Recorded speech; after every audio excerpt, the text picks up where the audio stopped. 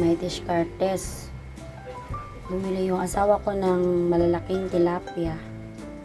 Hinati ko yung kalahating katawan ng mga to ay ginawa kong prito. Tapos ito ay ipapaksiw natin sa pechay. Tapos sukang Ilocos ang gagamitin natin. So unang-una, syempre maglalagay muna tayo ng sapin na pechay sa ilalim.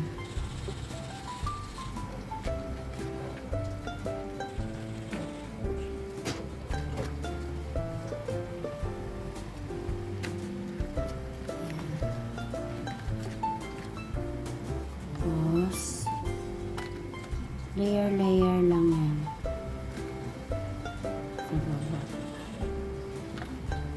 para magkaroon ng lasa. Yung ibang pechay na sanga, yung stem. Tapos ito ulo.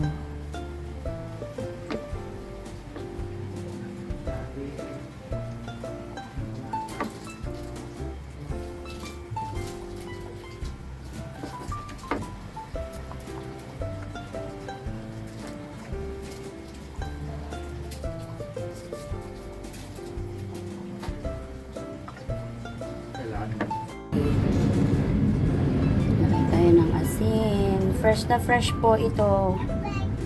Paano malaman na fresh ang isda? Siyempre pag makislap ang kanyang mga mata. Ayan o.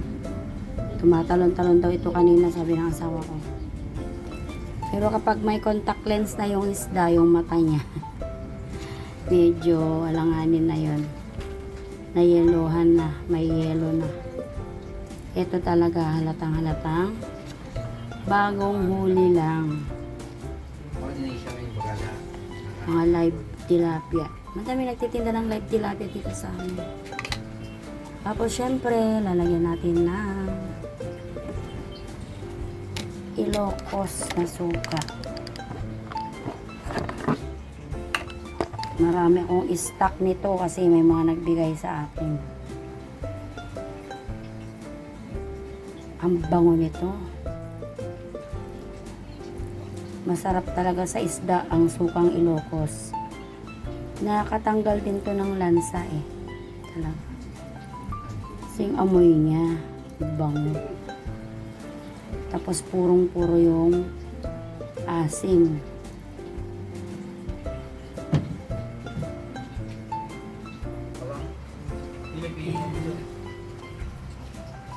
Takpan na natin. I-layer din natin siya. Diba?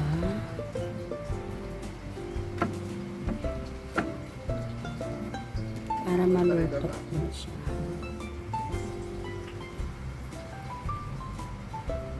Ayan.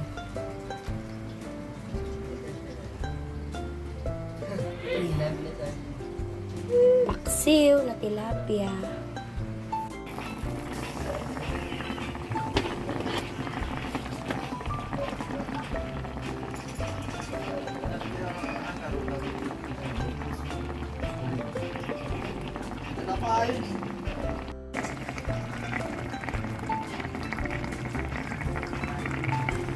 Luto na ang ating tilapia.